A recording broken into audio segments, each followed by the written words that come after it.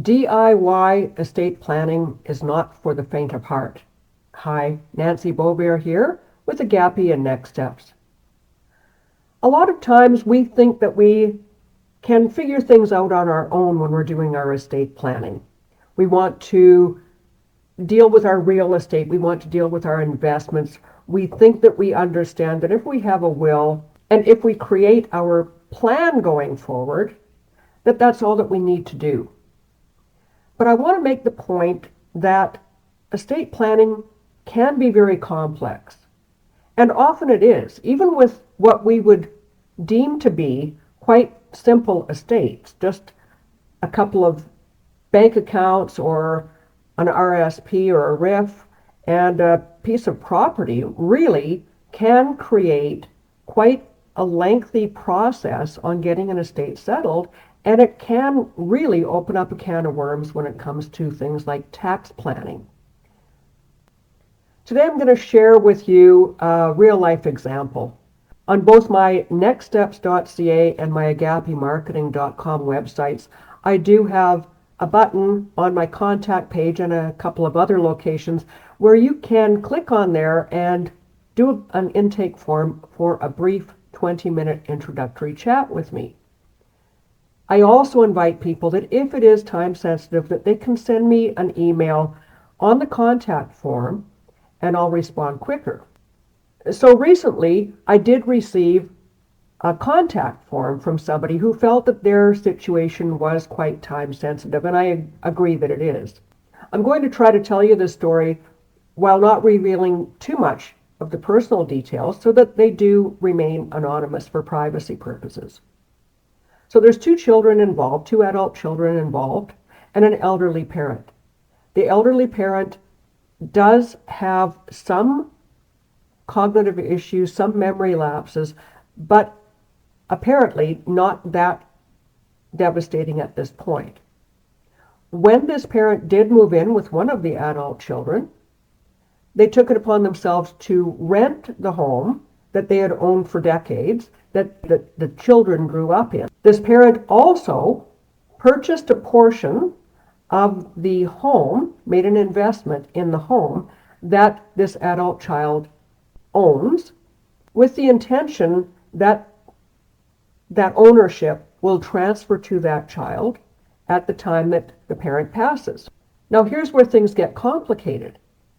There's quite a bit of accumulated debt on the parent's home that is currently a rental property. They have put it up for sale, but it is not selling. And their concern is that if the parent passes away before that property sells, they're going to end up in a huge financial mess. They're going to end up potentially in foreclosure. The adult child that the parent is living with won't be able to cover the cost of the parent's debt on the home as well as their own debt on the home, which could create refinance or the potential that this person would also have to sell. They had reached out to me because they'd seen one of my videos on here. In particular, I'm assuming it was the one about alter ego trusts, because their comment in the contact form was about how they think that the alter ego trust is maybe the answer. They admitted that they didn't really understand probate or the process or what happens after somebody does pass away, and now they're getting a little bit concerned because the parent is in declining health, and they're concerned about the fiscal viability of what appeared on the outset and on the surface to be a pretty simple solution. Now here's the problem. An alter ego trust might work, but there's a lot of what ifs. One of the questions would be, can they document and prove that the father is mentally competent to make those decisions? Now that phrase, I don't like that phrase. It sounds a bit insulting, but truly the courts do have a certain definition of what constitutes mental competency, and that includes the ability to understand what the decision is that they're making and what the potential consequences are. So you would have to make sure that in this case that the parent passed those tests, because there could be a challenge. Another point is, if they are planning to do this estate planning now with the intent of sheltering the debt, that also could work. However, if there are mortgages or lines of credits that are secured against these properties, a trust does not absolve the responsibilities for those kinds of secured debts. When I responded to them, I did point out that I am not a lawyer.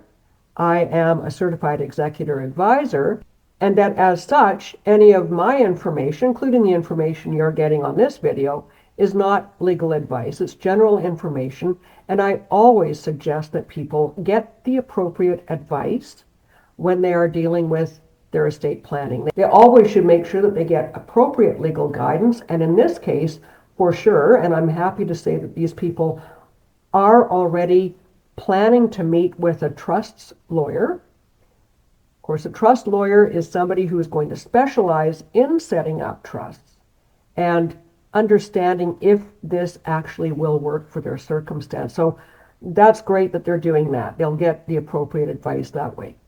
The other thing is that you should always include a financial advisor in your estate planning, because they know about tax implications. They should be able to give you wise counsel on when you structure your financial aspects of your estate plan, how you can do it best to mitigate the amount of taxes that are due, and at the same time still benefit from the growth of that plan.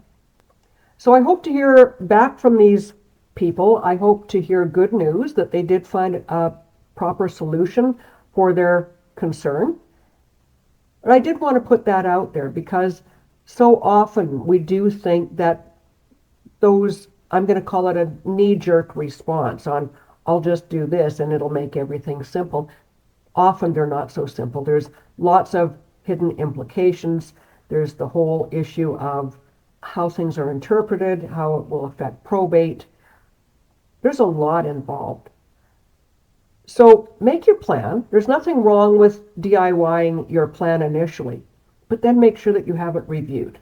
As mentioned, I'm a certified executor advisor. I can review that document with you. I can look through and I can make suggestions on where you need to take certain aspects of your estate plan to which professional, to make sure that you have things nailed down properly, legally, and in the best interest of you, your estate plan, and your beneficiaries. Thanks very much for joining me today. I look forward to sharing more with you next week. Bye for now.